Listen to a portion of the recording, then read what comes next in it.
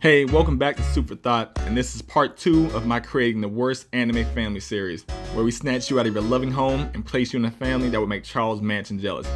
In the first video, we introduce you to your new mama, Akemi Hinazuki from Erased. Leave a like if you enjoyed it. If you didn't, please leave a like anyway. My self-esteem is dependent on total stranger at this point. But wait, there's more. I can't leave Akemi to raise you on her own. You can't be out here making women single moms like some people. How come you don't want me, man? So, we gotta find you a dad. And this is part 2. So, just like with the first video, we'll be judging these bad dads off 3 different criteria: how bad their actions were, what were their motives, and have they redeemed themselves, or at least tried. Once again, I try to keep it the anime that I've personally seen. I would like to add this is my own biased opinion, so if you feel you deserve a different dad, then leave a comment under my Pornhub account. Link is in the bio. Having a bad dad is a rite of passage for nearly every anime character. I would dare say that a character's strength is directly related to how shitty their dad is. That's why every NFL player in America has their stats maxed out. Unlike the bad mom video, there were a lot of characters to choose from, so let's get started. First up, we have Endeavor from My Hero Academia. The best way I can describe Endeavor is like this. Imagine if Joe Jackson was your dad, except he's 6'4", 300 pounds, and is on fucking fire. Endeavor is the former number 2 superhero in the My Hero world who is constantly getting cucked by Japanese Superman. Realizing that he could never truly surpass him, Endeavor chose the next best thing: raise an heir that would. Noble, right? I mean, what parent doesn't want their kid to be better than them? The issue is how Endeavor went about it. He found a woman with the opposite power to his to create the perfect hero. Endeavor is hated, specifically by me, because he forced a woman to marriage, beat her, made her pop out babies like a pack of Starburst, ignored the bad ones like they were lemon flavored, and then when he was done, he locked her in a mental institution. And that's just his wife. You, however, are going to have a much harder time. You are going to get the Shoto treatment. You're going to be separated from the rest of your family and go through daily beatings masquerading around as training until you reach the pinnacle of human evolution, your emo phase. Shoto hated his dad so much, he willingly walked around looking like this. Endeavor never did this because he wanted to create a better future, he wanted to protect people. No, he did it for his own selfish reasons. I will admit, although it is a horrible attempt and a little too late, he does try to make it up to his son, so you can still do worse. Next, we have Vinsmoke Judd, Sanji's pappy from One Piece. Vinsmoke makes Endeavor look like Uncle Phil. While Endeavor was playing matchmaker, hoping to make something better, Vinsmoke was in the lab putting in work like Mewtwo on all his kids. He modified all his children to be genetically superior, but at the cost of their emotions.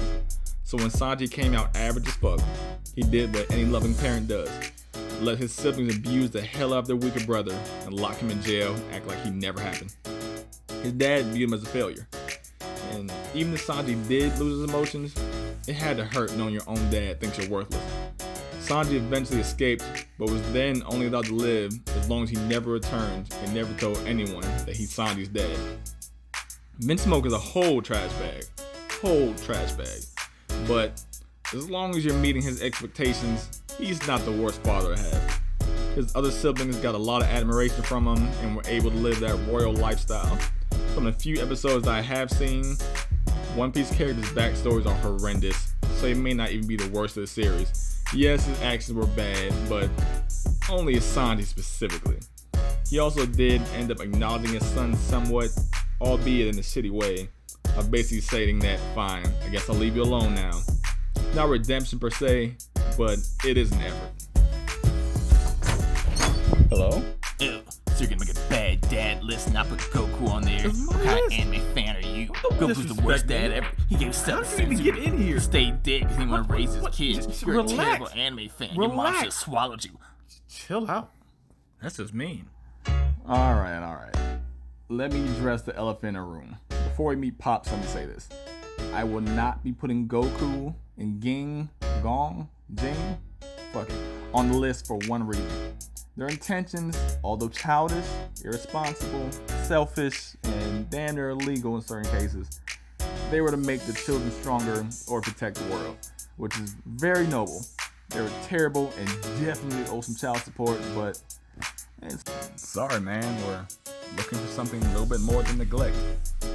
Listen, I can never truly put into words how much hate I have for this man. I can literally count on one hand the amount of people in this world I hate more. Hitler, King Leopold II, the lady from the Popeyes commercials, and then there's him.